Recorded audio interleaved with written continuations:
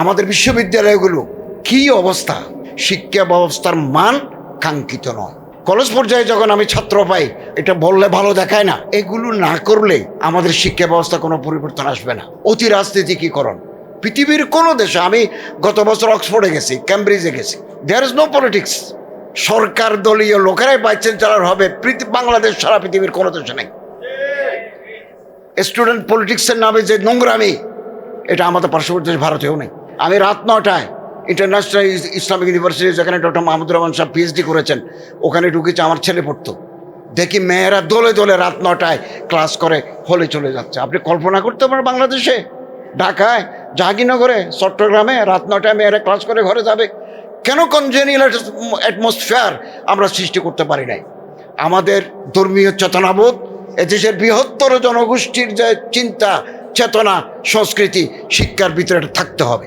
আমরা সচেতন থাকব যাতে আমাদেরকে আবার ধর্মহীন করার যে কোনো প্রয়াস আমরা রুখে দাঁড়াবো। আমি একটা জিনিস লক্ষ্য করেছি, 2009 থেকে 2024 পর্যন্ত বিশেষ করে আমাদের শিক্ষা ব্যবস্থায় আমাদের এমনভাবে পরিবর্তন করা হয়েছে, আমরা আত্মপরিচয়ের সংকটে পতিত হয়েছি। আমি 26 বছর একটা অনার্স কলেজে শিক্ষকতা করেছি। আমার সাবজেক্ট ইসলামের ইতিহাস, ইসলামিক হিস্ট্রি অ্যান্ড কালচার। বারবার Islamic studies, Islamic history, Arabic, এগুলোকে কোণঠাসা করার একটা সুপরিকল্পিত কাজ হয়েছে। আমরা এর জন্য কত আন্দোলন করলাম, এটা লক্ষ্য করার মতো।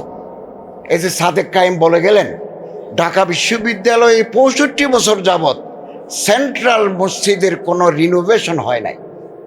আমাদের জ্বালানি উপদেষ্টা ফয়জুল সাহেব একজন বেসরকারি একজন ব্যবসায়ীকে অনুরোধ করে রিনোভেশনের ব্যবস্থা করে দিয়েছেন। আমি ইমামতি করেছি, ভাইস চ্যান্সেলর সাহেব ছিলেন, সাদেক কায়েম ছিলেন, উপদেষ্টা ফজল কবির খান ছিলেন। 65 বছরে ঢাকা বিশ্ববিদ্যালয়ের সেন্ট্রাল মসজিদের কোনো উন্নয়ন হবে না কেন? আমি গত সপ্তাহে টাঙ্গাইলে মৌলানা ভাসানী বিজ্ঞান ও প্রযুক্তি বিশ্ববিদ্যালয়ে ছাত্র শিক্ষক সমাবেশে বক্তব্য রেখেছি। ফজরের নামাজ পড়তে গেছি মৌলানা ভাসানীর মসজিদে, দৃষ্টিনন্দন বিল্ডিং, কত সুন্দর ইনফ্রাস্ট্রাকচার, কিন্তু মসজিদটা মৌলানা ভাসানীর জামানার। আমি যখন অনার্সের ফার্স্ট ইয়ারের ছাত্র,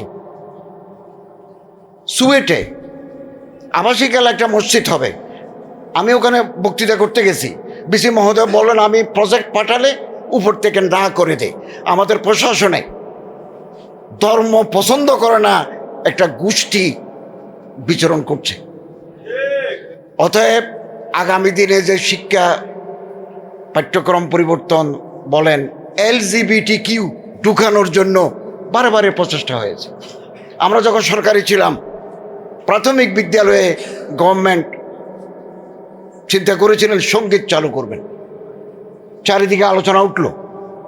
আমি আমার সহকর্মী উপদেষ্টা, প্রাথমিক উপদেষ্টা বসেছি যে এটা কেন আপনারা করতে যাচ্ছেন, চারিদিকে তো আপত্তি উঠবে, আবার আমরা একটা বিব্রত অবস্থায় পড়ব। তিনি বললেন ঠিক আছে, আমি আলোচনা করে সেটা বাদ দিয়েছে। এখন আবার সঙ্গীত আসার প্রাথমিক বিদ্যালয়ে এটা আবার একটা পরিকল্পনা শুরু হয়েছে। এবং আমরা তো জাপানের দিকে তাকাতে পারি। জাপানের প্রাইমারি এডুকেশনে স্কুলে কোনো পরিচ্ছন্নতা কর্মী নাই। এই যে ঝাড়ু দেবে, টেবিল মুছে দেবে, স্টুডেন্টরাই করে। জাপানে তাদের মধ্যে কর্মস্পৃহা তৈরি করার জন্য টিচার এবং স্টুডেন্টরা দুপুরবেলা খাবার খায়, একই টেবিলে বসে। কোনো ছাত্র যদি হোমওয়ার্ক করতে ভুলে যায় বা করে না, তাহলে এই যে টিফিন ব্রেকে যে টাইমটুকু দেওয়া হয়, এই টাইমে ওই ছাত্রকে বলা হয় তুমি টিচারের সামনে বসে হোমওয়ার্ক করে দাও।